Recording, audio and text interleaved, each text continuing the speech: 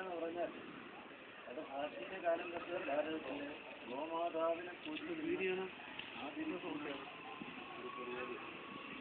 പശു ആയിരുന്നു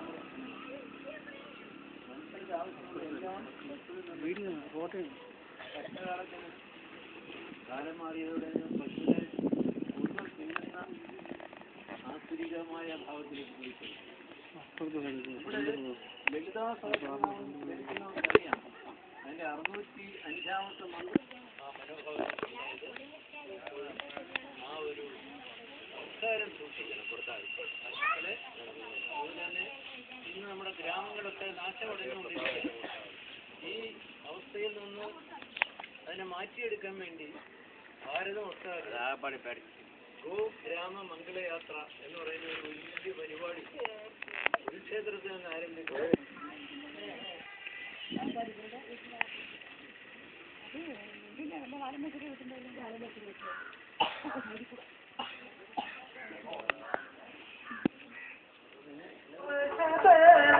ധാരയാക്കി ഒരു ജന്മം നടത്തള്ള അടിയനെ